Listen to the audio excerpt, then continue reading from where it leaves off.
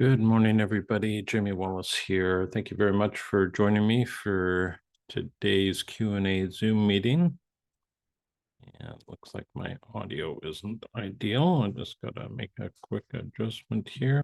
That should do it, I believe. Okay. Yeah, so thanks again for joining me this morning. We're going to be looking at lesson 3. And part of that is, the big part of that is our sector compass. So what you'll probably notice in terms of the course and what you're learning in the process one walks through in terms of permaculture design is there's a lot of site analysis. And I think that is one of the things that differentiates one of a number of things that differentiates permaculture design from, say, traditional landscape design, is there is so much emphasis on the site and getting to know it. So, which is a good thing. We can do a better job with our design if we have a better understanding of the project site. So part of that, and this is a step that we often will take at the beginning of a design, is we will put together a sector compass or a sector map or a sector analysis, depending on what term you like. And we actually will share that with our clients just to make sure that we are seeing the same things. And occasionally we've got a little feedback and make adjustments. But for us, if we take that sector compass and our client interview, those are things that we will reference a number of times during the design process, especially if it's a design that takes a little bit of time to go through, because sometimes we're waiting on feedback with clients, and we have had designs that have gone a year or more, and it gets tough to remember all the little details. So this is a really good tool in a lot of ways for us. So let us just open up my chat here. And actually, while I do that, I'm just going to put the link for the Q&A document that we got going. So anybody can use that if they like. And as you know, we can just take questions through the chat as well. So let me just share my screen here. There we are.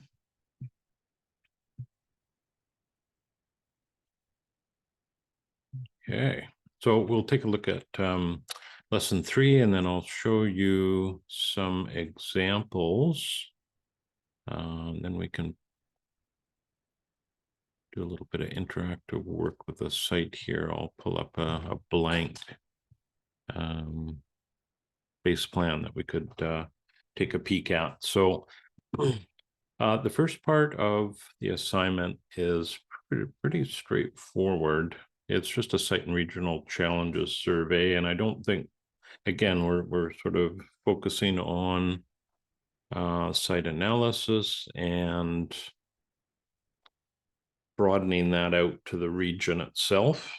Some of these challenges may play into what you choose in your designs. So it's a useful step to go through.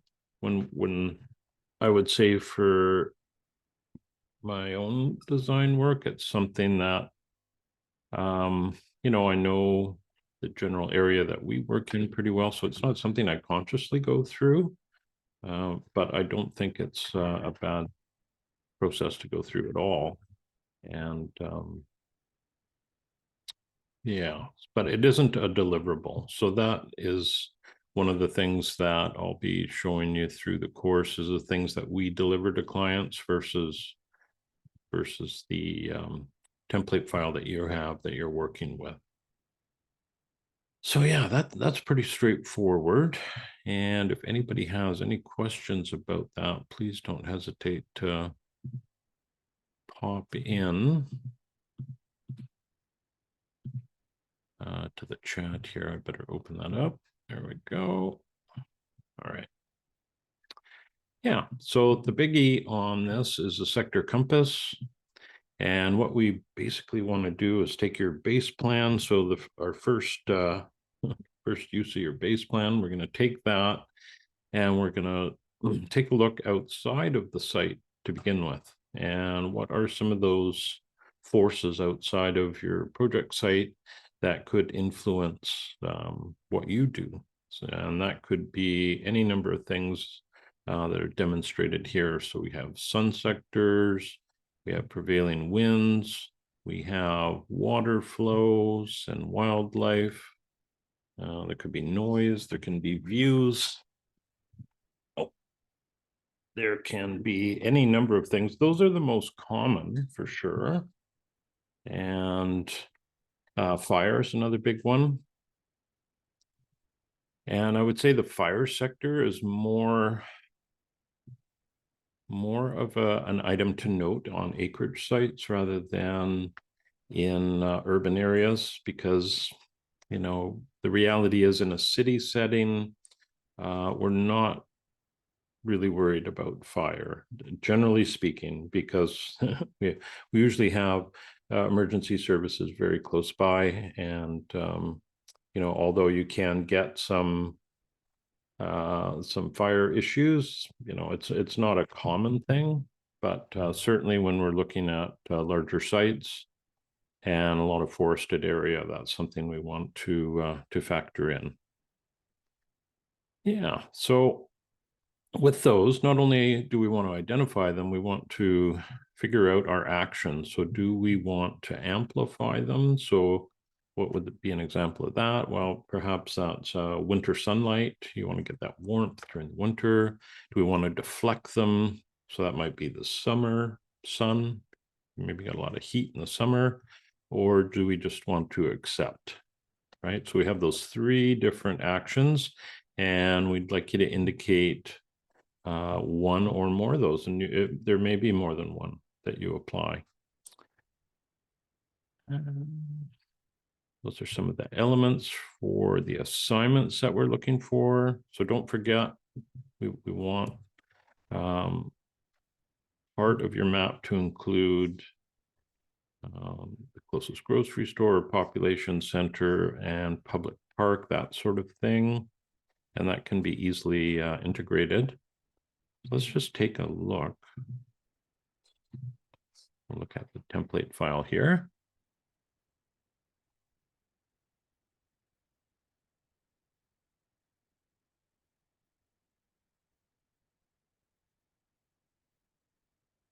Right, let's look at an example. So the template's set up nicely just to pop your base plan right into here and then make adjustments to the sectors themselves, whether you want to eliminate them or make them a different shape. The same with these population center little notations here. So it's a good starting point. And we can look at some examples. Here's a student's example here. So they have their base plan, north up, and a little bit, of course, this title block at the bottom, we want to leave that with all of the various designs we're doing. It identifies, yourself as a designer, the location, all these sort of details, and often will have the date on it as well. I don't know if the date's on this one, but that's something we want to repeat with every item. Now, the only thing I would say to watch out for that I've noticed with this template version of the sector compass is, for some reason, they put this black ring in here. So when you end up doing your work and you end up with a black ring, it can be confusing because it doesn't match up with any sector. So you can just delete that. I don't think that's necessarily important to retain. And I can't modify any of this at all because I haven't made a copy of this file. So yeah, we've got a question from Becca. Do you care if you use grayscale or color? No, it doesn't bother me. If I was doing this, I probably most of the time I would use grayscale just so that it's very clear what the drawing's trying to represent. But that's totally up to you, so no problem either way with that. So I think this is I think the hardest part of this is the graphics, right? Because some of you are new to Google Slides, and I must admit, I have less experience on Google Slides than I do, say, using the software that I use, Vectorworks Landmark. Marvin's got a question here. Does the site need to be orientated north to south? Yeah, you always want to, when you're depicting your base plan, where possible, you want to have your base plan north up. That is the easiest way to, well, it's a standard that you want to try and maintain. So yes, I would definitely do that, Marvin.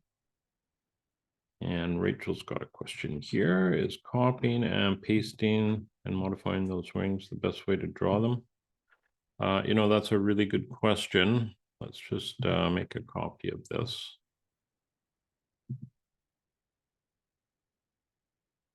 I definitely put together presentations using slides, but I haven't done any design work. So I would,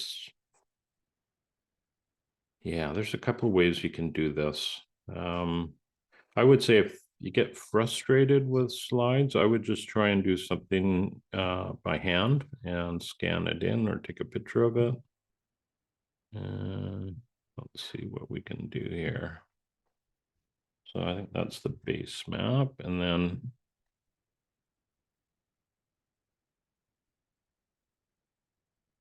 yes, I'm sure there are some tutorials at the edges here. So that's where I would look, is some of these tutorials that are on the left. And copy and pasting might be the best thing. I'm not sure. There we go. So if we click on the green, for instance, we can adjust that sector by just dragging that yellow, although it's not being very cooperative here.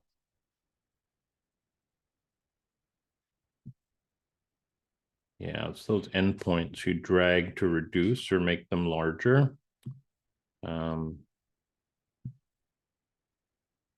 Then I would try and get rid of the middle one, which seems to be not easy. So I'm not going to spend too much time on that, Rachel. Yeah, this is Rachel here. Yeah, it is. I find it so challenging.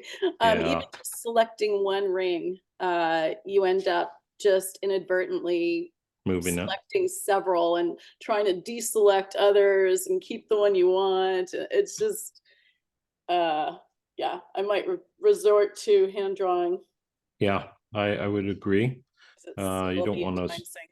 it gets frustrating and then you're losing out on the lesson, so to speak. That's kind of how I would go. I would drop your base plan in here, and if you have other drawing tools, or if you want to do it by hand and then just scan that in, so you could take your base plan, print it out, put some trace paper or vellum over it, and add those sectors to it. That's one easy way of doing it. Let's see, Renee has a question. What is a good guideline for choosing a direction for abstract courses like zoning? Yeah, well, that's a good question, Renee. So abstract, like zoning, that's not something we would typically add to a sector compass, because we're looking at physical forces that are going to potentially directly affect your project site. So even though zoning can have an effect, it's a little bit different. So I've never seen zoning included, but drainage, yes, right? So if you have water coming onto your site from a neighboring site, then you definitely want to indicate where on your base map that is happening. Okay, does that help you out there, Renee? Yeah, I think that makes sense. I, for some reason yeah, it just mystified me. I was like, wait, how do I? But that makes sense. Everything we're choosing has a direction, so that makes sense. Yeah, and I hear you on the zoning end. It's often kind of a lurking item that people aren't fully aware of until they're motivated to do something on their property and realize that it's not, you know, it may or may not be in compliance with bylaws. And it's good to note that when we are engaged in any design work, that's one of the things that we look at is the area's bylaws in relationship to setbacks, right? In relationship to fencing heights, that sort of thing, because we don't want to design or plan anything that is going to create a conflict. It's kind of a bit of due diligence that you have to go through to make sure you're not well, for instance, we had a project a couple years ago that had an eagle tree on, you know, up where I live. They designate these trees as eagle trees, which is a good thing. But there was I think it was a 30, if I'm not mistaken, it was a 30-meter setback, and the tree was actually in a neighbor's property. So that setback went way out onto other properties. And even though, so it's in a lot of ways, it's a sector that, you know, you're not able to build anything in that area. You can certainly plant anything you want, but you're not putting up any structure. So yeah, it's very interesting going. But yeah, zoning, the good and bad of zoning. I've certainly seen that in my community. We had, just as a quick aside, we had an urban, I'm in a community about 3,000 people next to a city that has 100,000. So it's kind of its own little island. Well, we're trying to remain that way. And we had an urban farmer who was a good friend, and he grew beautiful produce on 2 acres of residentially zoned property. And wow, it ended up in, because one neighbor complained, it ended up in years of a battle between the homeowner, my friend, and the district of Lanceville, and really divided our community. It was quite a it was a no-win situation, so nobody won in the end. My friend moved out of Lanceville and bought agricultural land and is having a better experience now, but the community lost out on all this local food. So it yeah, zoning can get a little bit silly at times, there's no doubt of that. But saying that, if you say purchase land or you're designing land and you know the rules of engagement, so to speak, you know, then at least you're not trying to do something that may come back at you. Definitely. Yeah. Let me let me think here. I'm going to pull up another file.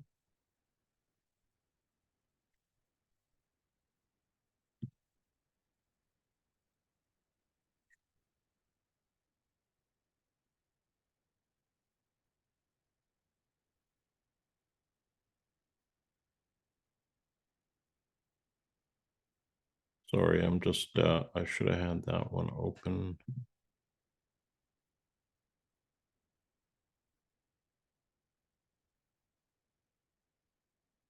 Okay, well, this is an example we can kind of play with, and I'll see if my This pen here is going to work.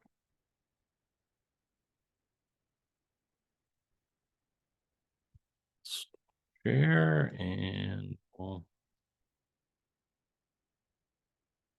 there we are. So I have a grayscale site plan that's not as nice as a lot of yours. Doesn't have quite as much detail in it.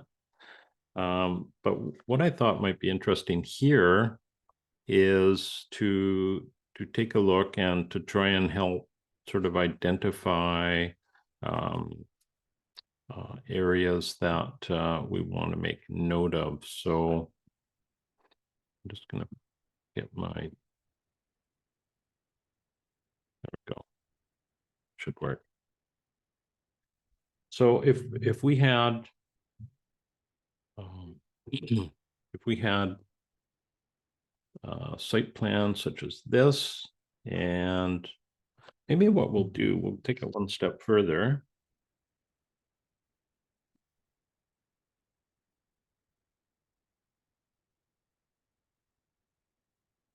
Sorry about that.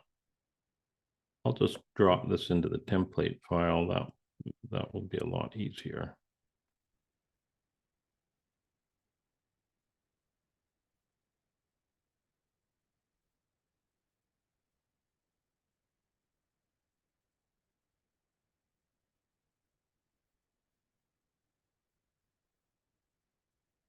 Sorry, I'm just I just have to save it as a different type of file here so I can.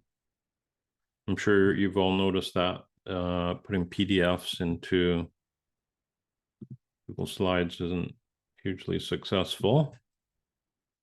All right, so we're making it a JPEG. So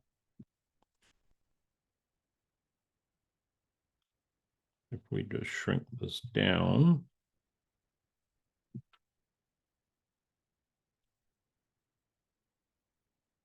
And granted, it is small, but you know, because this is fairly general, we don't have to have the base plan too large. And I think what I'll do, I'll just get rid of all of these. This is actually how we depict, and I'll show that to you later, we depict our sectors, but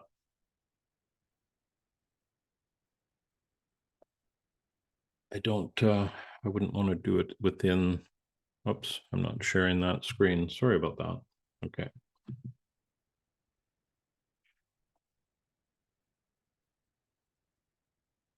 Here we go. So I just took all the sectors away. I'm not too concerned with these right now. I'll just leave them, make it easy.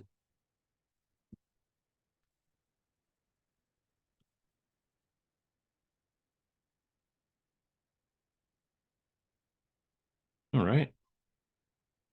We can take a look at that. So there's a few ways you can do this. I've seen students do a number of different creative ways. You can certainly do the bands, and if we had I'm just going to have a disappearing line show up here. So I'm going to draw it and it's going to go away. But let's say on this particular project, this was an actual project that we did.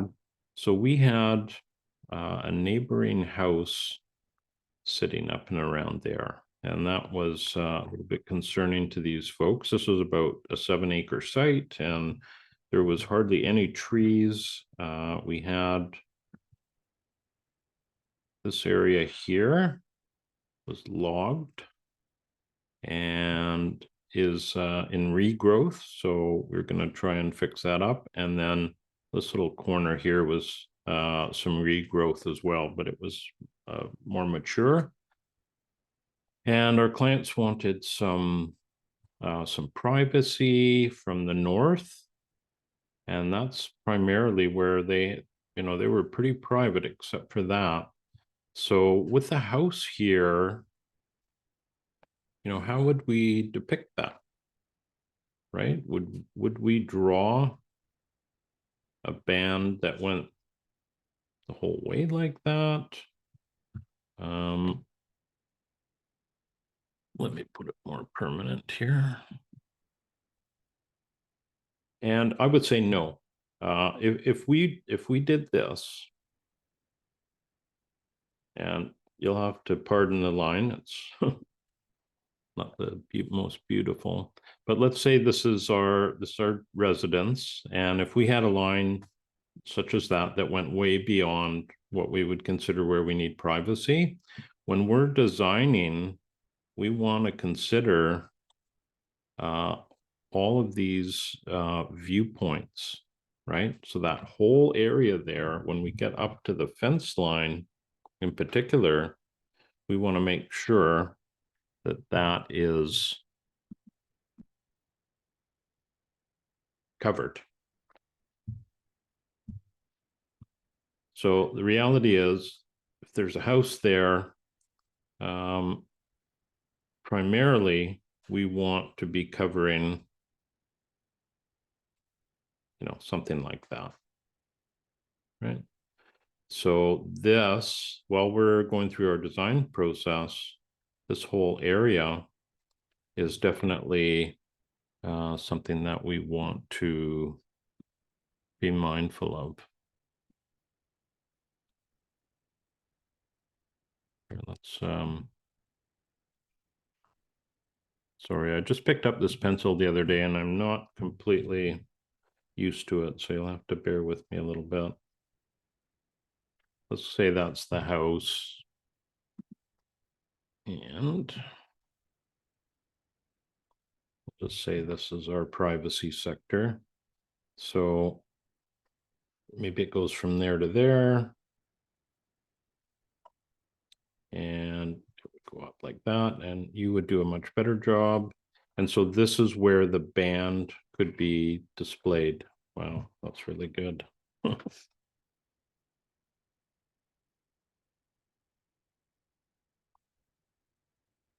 Yeah, so that way, if you wanted to do these arcs,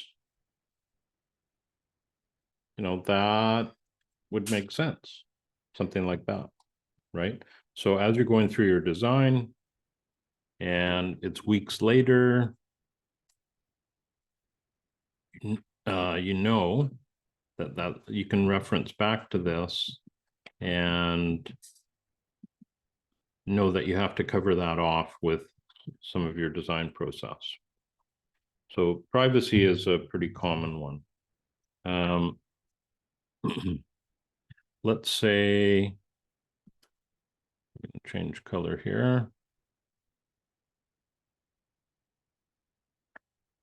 Let's say that you have some concerns about maybe in this area here where we're getting all this regrowth, there's some concerns about perhaps there's some slash, a lot of woody debris in there that is concerning in terms of fire. So maybe that is a fire sector. You know, how would we depict that? Would we end up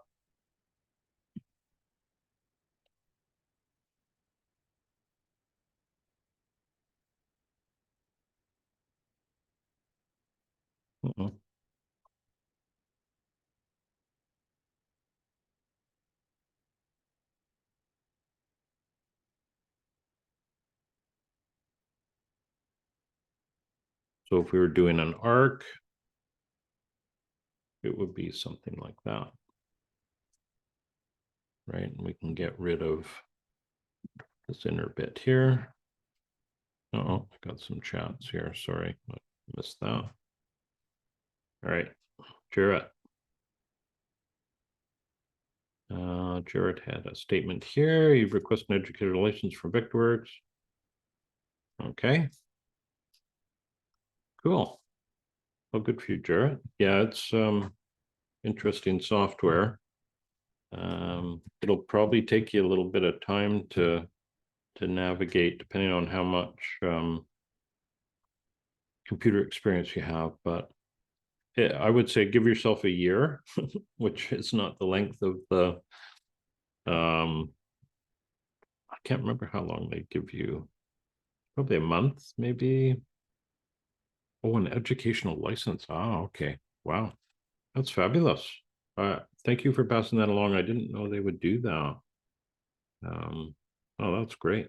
Well, you can try it out, and yeah, there's a steep learning curve with it. Just be aware of that. And Rachel, do we have to use arcs or circles? No. You can use whatever you wish. No problem at all with that. Any reasons why you can't use lines and squares? Yeah, no, I don't think there'd be any problem with that. As long as you're covering the area, we'll call it the area of interest, right? Let me just show you another. Here's kind of an example that we would do.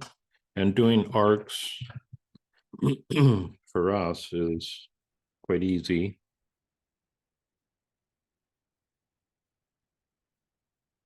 Because the software is cooperative.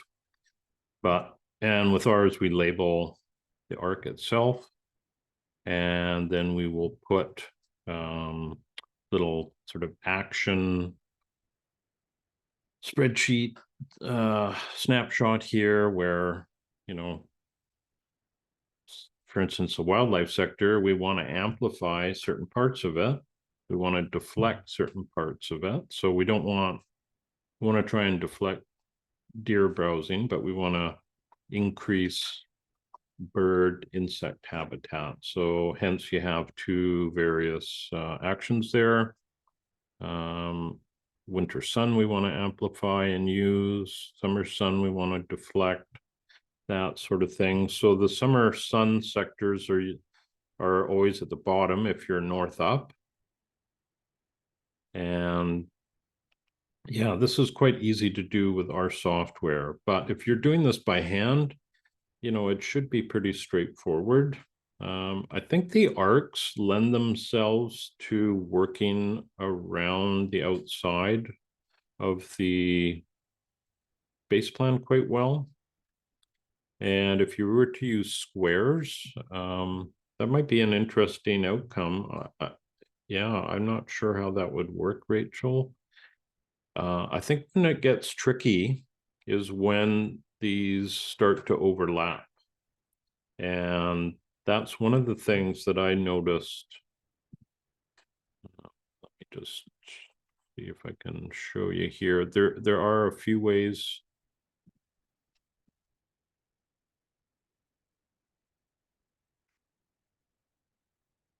There we go. Some people will, and this is how we do it. We get the center point of our base map established, and we actually have what's called a loci in the middle that we can snap to, and then we'll draw. Wow. You can tell why I use a computer and not by hand. We will draw lines out, right? So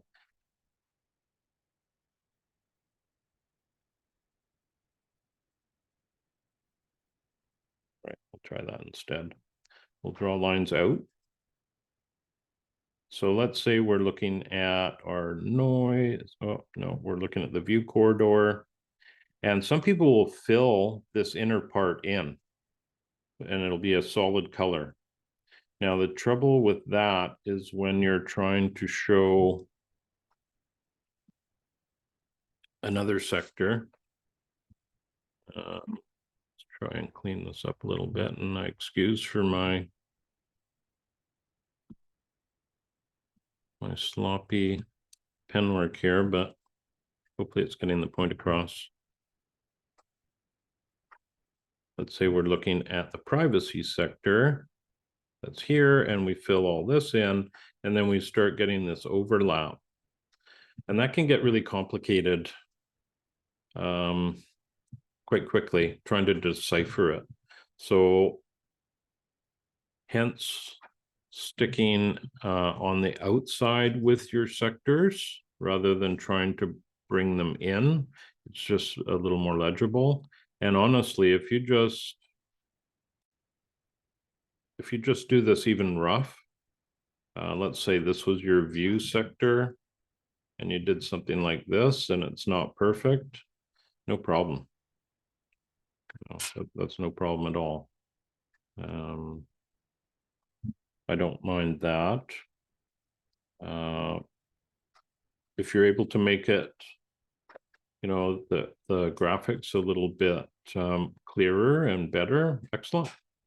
But really what we want to do is we want to just keep our eye on the ball, and that's the permaculture design process and learning about that versus trying to figure out, the whole graphical end of this is a whole separate course, really, trying to make a drawing look good. That is a whole separate deal. And I wouldn't say I'm any expert on it, but we at least we have some tools that help. So this makes it easy to look at. I don't have to. That's one of the things I kind of question myself when I'm doing a drawing is, could I just give this to my client with no explanation and they'll understand it? So that's something to consider as you're going through, trying to achieve that versus having to walk them through this. So we, with that in mind, we do a little bit of a explanation at the top here, what sectors are all about, because that's probably what you'll find when you're designing landscapes for others. It's really an educational experience for them, as well as, getting this value added product. They're learning about the importance of it. They're learning about why it's important to even consider sectors. And does anybody on the call today have any ideas of why this would be important? Why do we need to know where the sun is, or where the noise is, or where the view corridor is?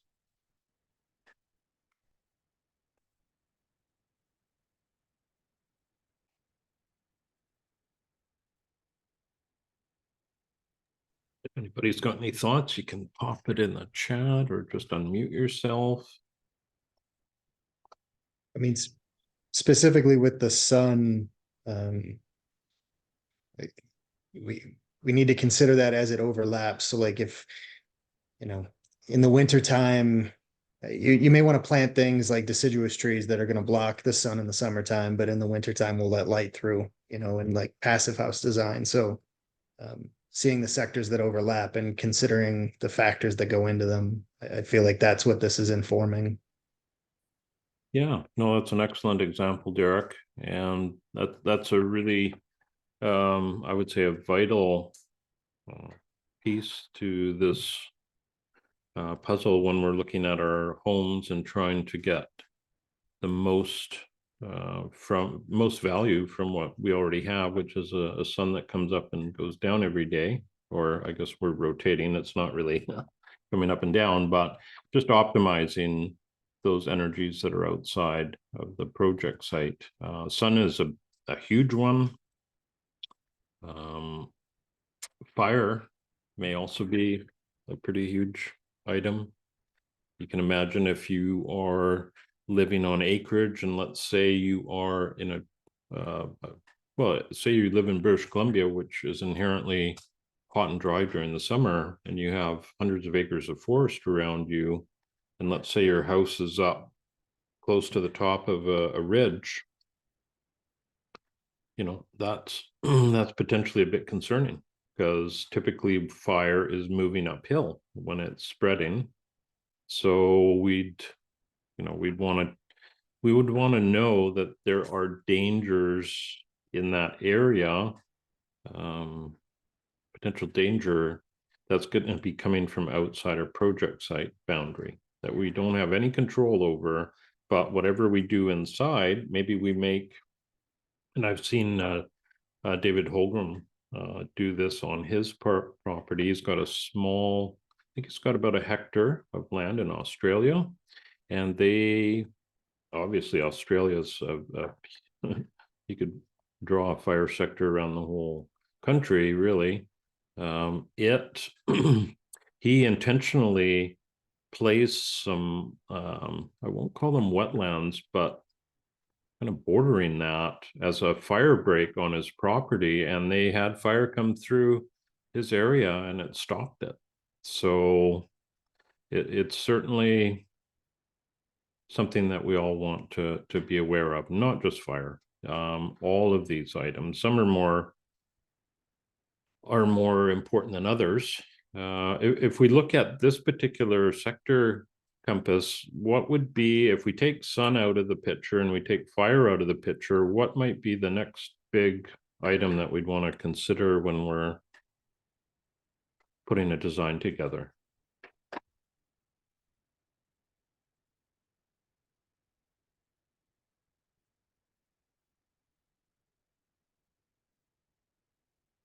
Yeah, that's right. Jarrett chimed in and said water flow. I would agree.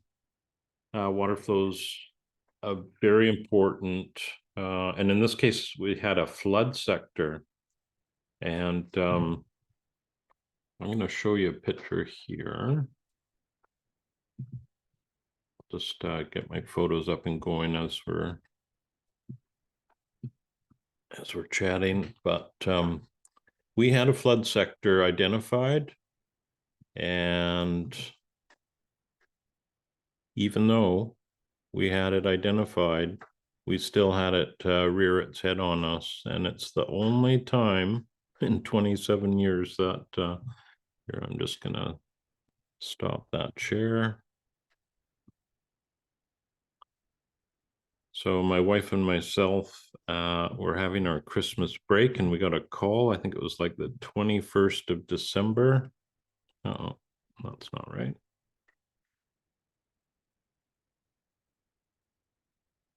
There we are. We had just done the first phase of this project, and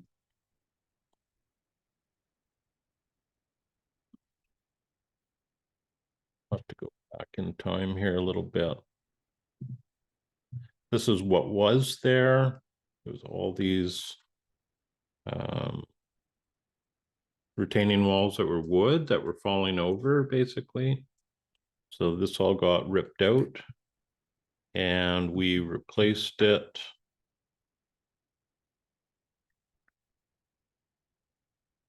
with some Allen block, right? Which looked great. Did lots of, we were very, very careful when we were doing all this work. It was not an easy demo, very, very tight. And then when we got to December 21st, we got a phone call. I'm just trying to find it. There we go. And there's water everywhere. And this property, you can't really see on the sector map, but the land is sloping down to this property, and it goes way back into, and it's all heavily wooded. So that's a good thing. We've got lots of trees absorbing water and stabilizing soil. But when we saw this, we were not too happy.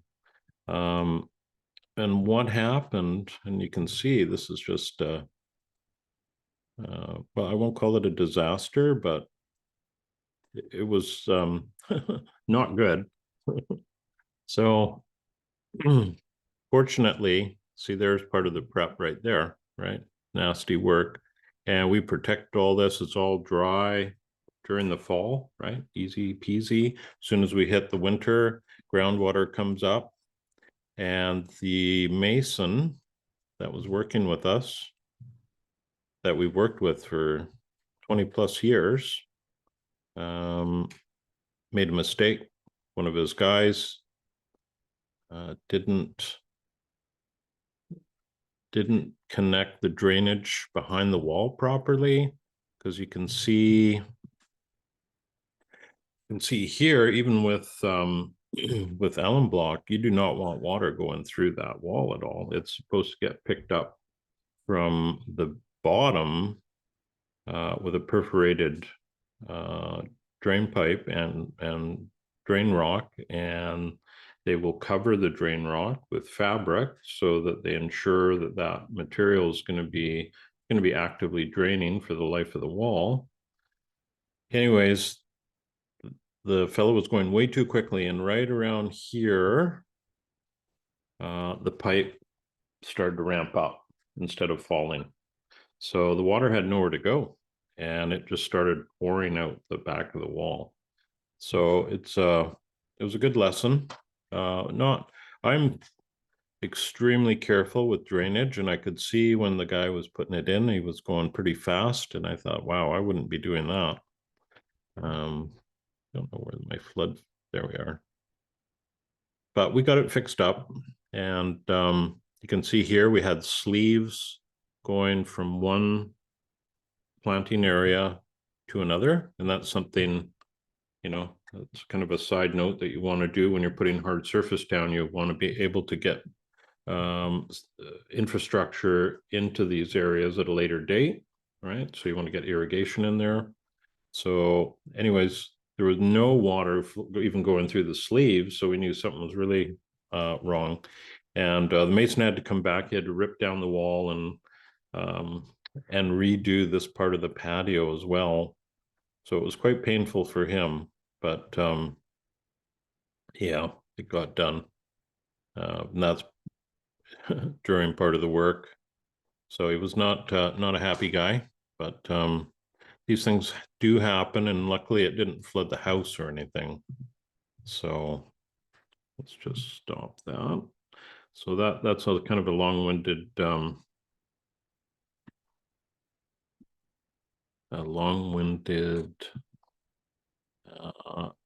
addition to your statement here about the flood sector. Wow, my computer is behaving a little bit strange. Sorry about that. There we go. And I see there's something in the chat here.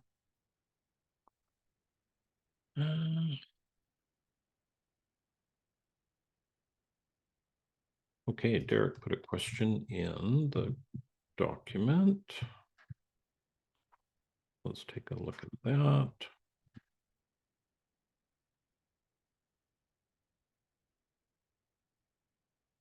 Okay, I got a little confused there, Derek. So I missed that, but we're going to take a look at it. I'll just show you what I try and do, Derek, is put the current week's questions at the top of the document. So hence I missed yours. No worries though. You're here, so we are gonna answer it. So your question, you have a road bisecting. Yeah, that's tricky. I see a lot of properties like that. It's interesting. And the road's a source of pollution. So would a full circle be appropriate? Yeah, that's very interesting. I've not run across this before, but that's what I would do. The other thing you could do, let me get my pen back working here. Yeah. Yeah, actually what I might do, if it was me, Derek, and I don't think there's a right or wrong answer here. So whatever you decide to do, it would be great. What I might do is actually just put the sector up here and down here. And that is covering the road. So that might help you. Otherwise, it might get a little confusing in that, wow, we're up in this area and we have to worry about pollution heading this way, which is not the case. Well, it may be, but it's not in your situation. You're worried about everything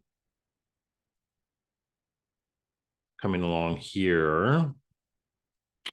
Yeah, I think this is one of those cases, it really doesn't matter what you do, as long as you're completely aware that you're trying to deal with pollution coming off the road.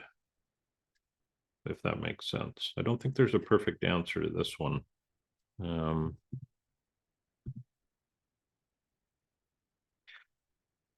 Is it a well-traveled road, or is it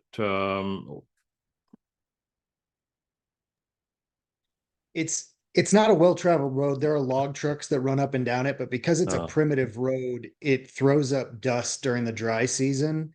And Right. so the house gets covered in sediments, the gardens, the plants, everything around the property, directly around the buildings on both sides of the road is going to get covered with just road debris and dust, as well as folks just sort of littering the number of beer cans and crap that I have to pick up from, Yahoos driving their pickup trucks out in the country.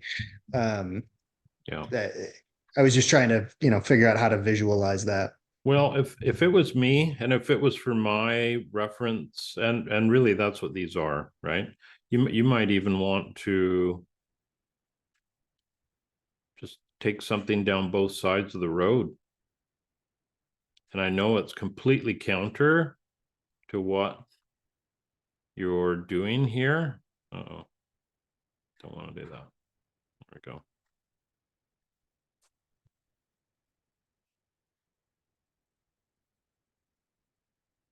Yeah, it would then, because it's not just, I was thinking hydrocarbons, but that's just one part of it, isn't it? I might suggest that, even though it's completely graphically, not consistent, at least you'll know, right? And it may be on one side more than the other. You may find you have a prevailing wind that's pushing it in one direction. No, everywhere. Yeah. Yeah, that's very interesting. What do you have right here?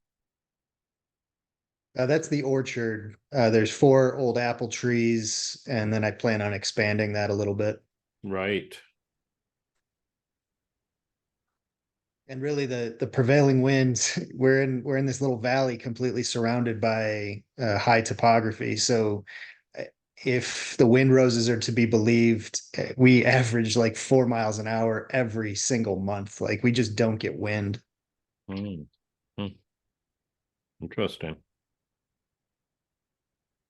Yeah, I don't know if that helps you, Derek. I would really leave it to you and say, how would you best, given you can, I'm not sure the arc is going to do it justice, but however you see this providing you with the feedback that you need as you're going through the design, in a lot of ways, this just kind of screams out at hedgerows, and it may not be something that you want to embrace, but I think the real challenge I'm running into, and we haven't gotten there yet, but it's so close to the house that yeah. trying to maintain fire sectors and fire-wise design thought processes, I don't want to put hedgerows, that are 2 meters from the house. Yeah, I So get it. Yeah. I have a unique, conundrum.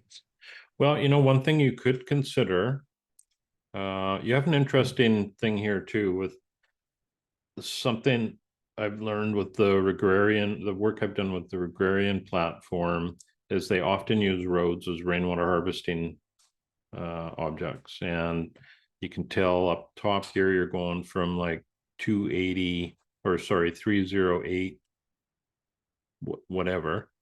And you're heading down quite a bit. And you end up like this has a lot of potential that way. If do you have roadside ditches there, or is it just sort of a sort of crowned road, gravel There's road? a little bit of ditching, but that is the thought that has crossed my mind. I think I would like to harness harness the water and try and keep the road moist throughout the summer, even though that might throw up mud and stuff and annoy the neighbors. I anything I can do to keep the dust down so that it's not covering the house, the plants, everything. Well, one thing you could probably sort of experiment too, instead of this whole hedgerow thing, is you could do, you could do groups of hedgerows that would benefit from the water, right? That's at the side of the road. I'm not saying that this is what you should do. I'm just saying that perhaps you could take, because I know hedgerows are going to stop a lot of the particulates. Let me just show you here before I lose. There's an excellent resource here. Oh, get rid of that.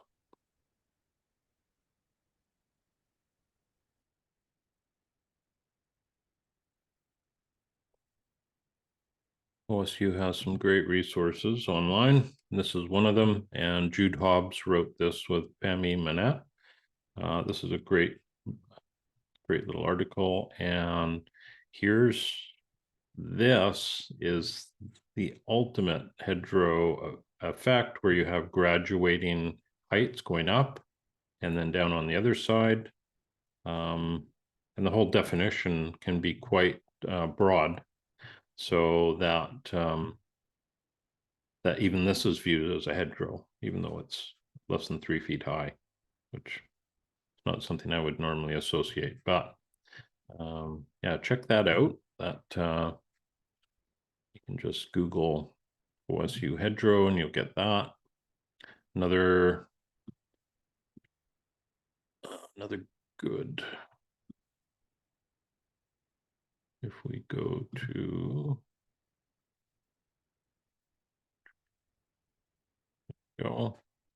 Jude does an online course. I took this when it was live. I think it's running as a self-paced course right now. But this was really good. Very much enjoyed that. Lots of really good information. Actually, if we just back up. Go back here at the bottom of this document is some really useful info on plant types, what works well. So that's certainly worth checking out. So I'm not sure if we really answered your question. I would again just say document it in a way that makes sense for you. And it doesn't have to be necessarily this traditional look, as long as we can understand what you're trying to accomplish, right? So I appreciate the input. yeah, no problem. And I guess that was the only question there. All right, well, we're getting close to, oh, got a couple in the chat here. Keep losing my chat for some reason.